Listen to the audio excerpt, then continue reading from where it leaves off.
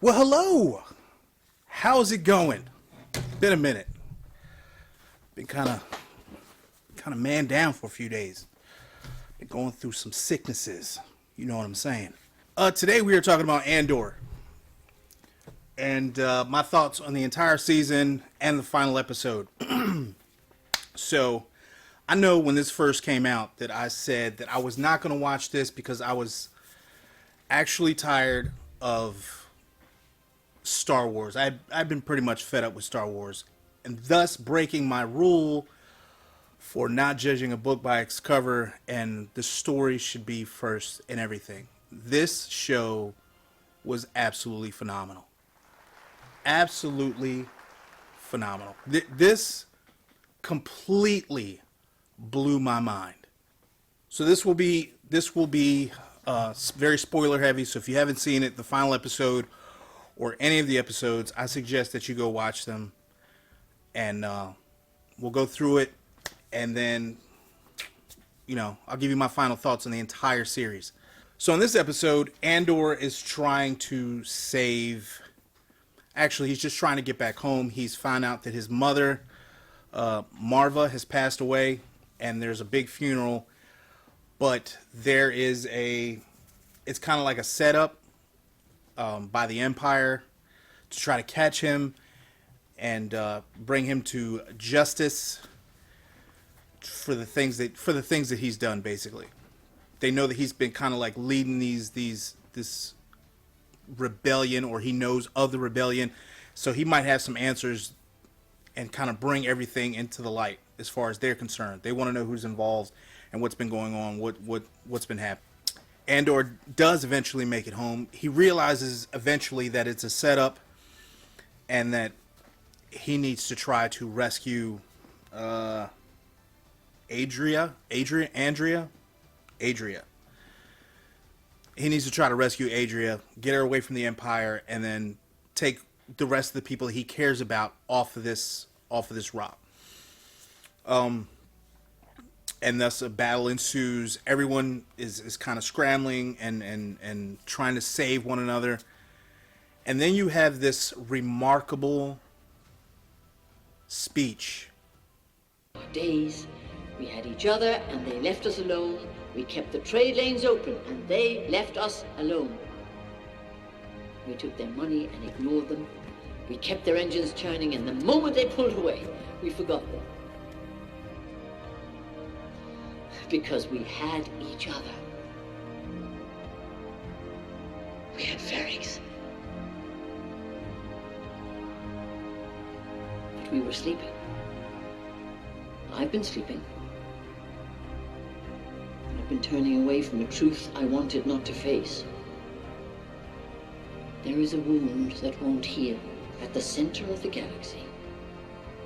There is a darkness reaching like rust into everything around us. We let it grow, and now it's here. It's here, and it's not visiting anymore. It wants to stay. The Empire is a disease that thrives in darkness. It is never more alive than when we sleep.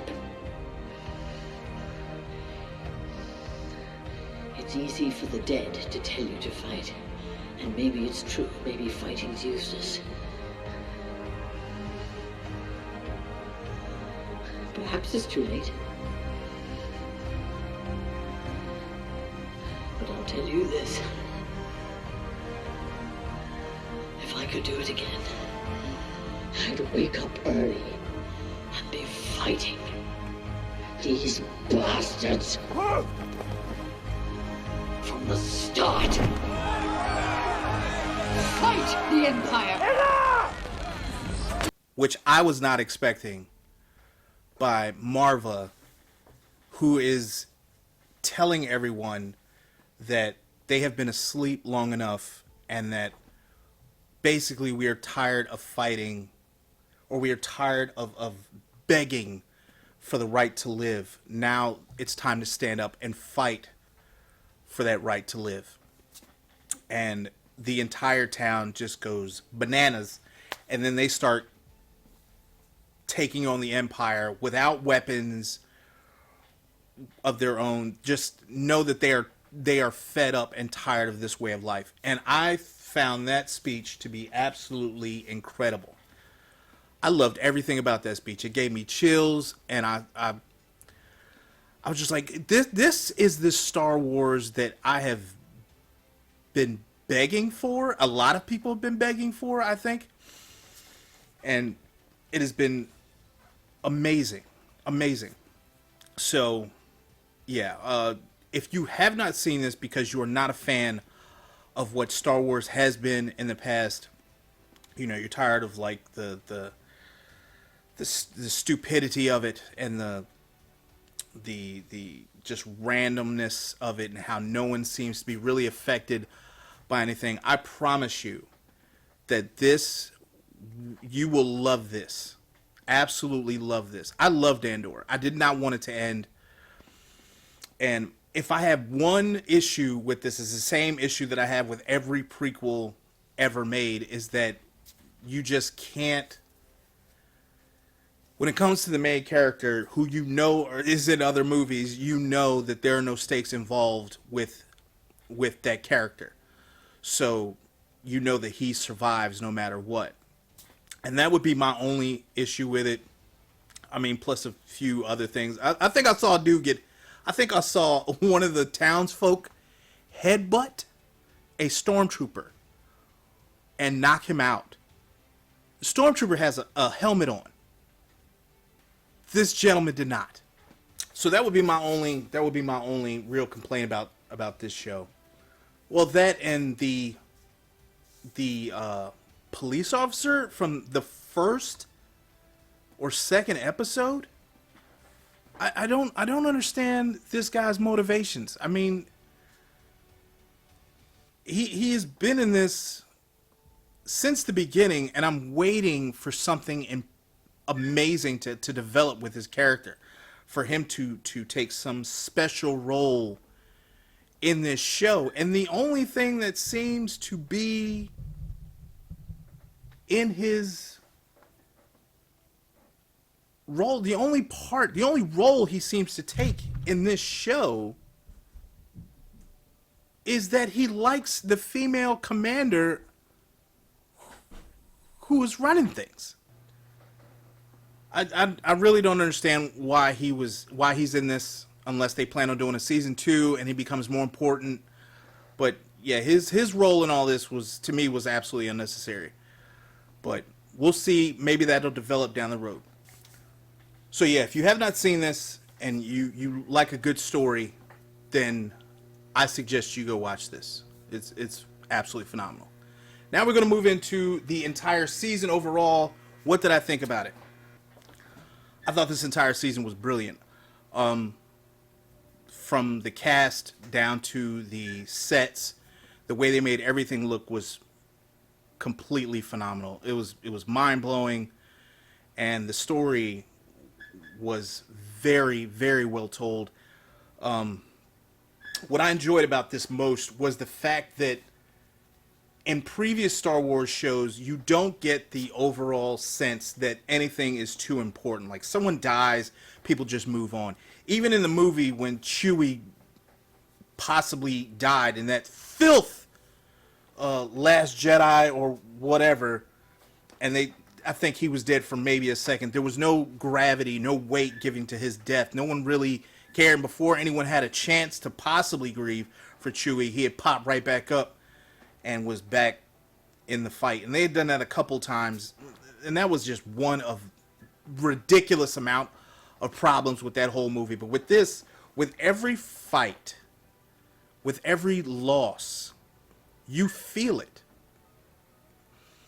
You can see that the effect that the Empire is having on the people in this town, and the sacrifices that they are having to make to live their life. And for me, that was very different than what Star Wars had been in the past. It was just laser swords and gun battles and people just dying, and we're just moving on to the next place or the next set. or the next situation. And with this, it's not that simple at all. There is a very real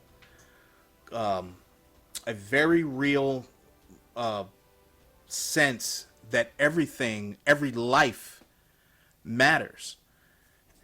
Yeah, I don't know if I'd ever seen anything this well done. And there was not a single Jedi or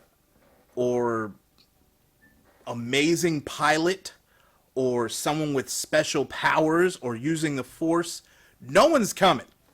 Okay? It's just Cassian Andor and the rebellion. And you get to see the beginnings of Mon Mothma, how she has had to sacrifice basically her family, or putting her life and her family's life on the line because she believes in this rebellion so much that she's willing to die for it. And that is not more evident than in Luthen Real, or Stellan Skarsgård's character. He runs a shop, or at least that's a front, but he is leading this rebellion. Who he enlists Cassian Andor to do things for him, but he believes in this rebellion so much that he is willing to sacrifice people who are in, I guess, position to reveal their plans to the Empire. He will sacrifice you in a minute because he realizes that you are no more important to him than the cause. And it seems kind of messed up, but it's very. I thought it was very true. I was very telling of his character. He's not willing to let anything get in his way. Okay, he wants the Empire stopped, and at no cost will he stop. And because the people that he loves, the sacrifices that he had made, will not allow him to. And I thought that was brilliant. But I think it was the middle of the season, not only is the toll being taken on the people in this town, or people everywhere, it's also being taken on the people in the Empire. And you get like a behind the scenes look at what people in the Empire have to go through. Like the pressure that they're under to make things happen, to basically catch people who are rebelling against the Empire. How they are under pressure from Palpatine and their superiors to get things done. We want to know why this is happening, and their lives are on the line. Their families' lives are on the line, so they are no more in control than the people who are in this who are part of the rebellion. So I loved that you get to see those effects on these different factions, and how it makes them do their job, how it makes them more committed to their beliefs that this needs to stop on both ends. The rebellion needs to stop for the Empire, and the rebellion needs to continue, and the back and forth. So I thought that was very, very well done. Again, my favorite part of this entire series, I had two actually, where the rebellion in prison that Cassian was a part of, where he had to convince his supervisor, what's his name? Because he definitely deserves.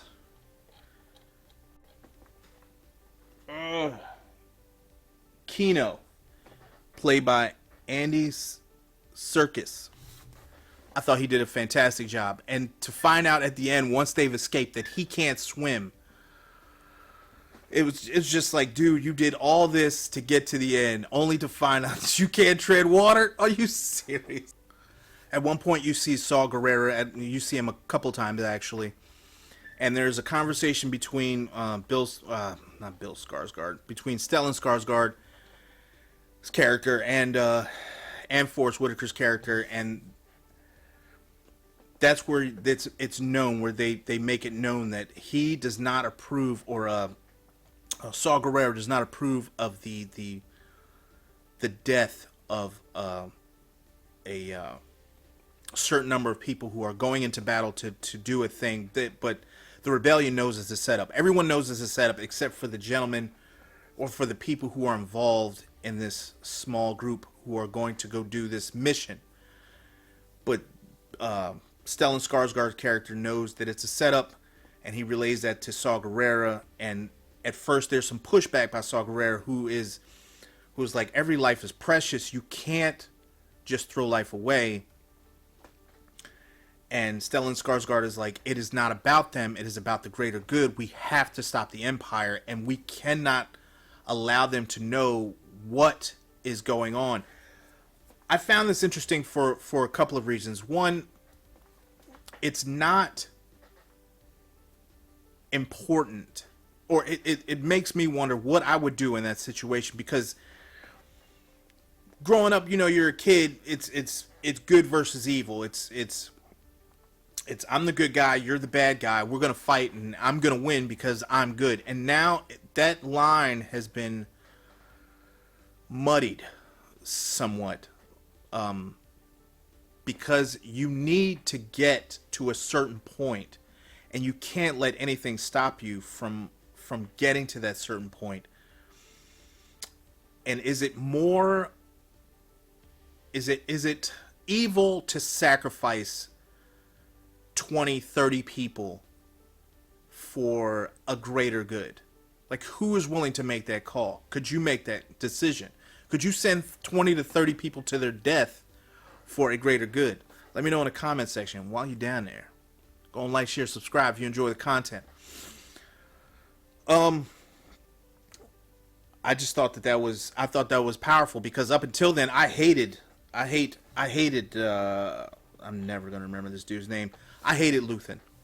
I thought he was evil. I thought he was going to turn out to be evil, but he wasn't. He was just committed to his cause, and he kind of changed my mind. And that does not happen, especially in a TV show. Usually that might happen in a movie, but a TV show? No. So I give props to this man, to this show. Bravo, well done. You have changed my mind. I should have watched before I have judged, and I will from now on. So go watch this. It is incredible, and you can thank me after you watch it. All right, so that's about it. I'm still trying to get to the movie theater to go watch Black Panther 2. Again, I was sick, so I will get there, and hopefully within like the next day or two, I will have that out for you. All right, y'all. Thanks for hanging out with me. I appreciate it, and I'll get that to you as soon as possible. Y'all be easy. Y'all have a good Thanksgiving. All right. Love. Peace.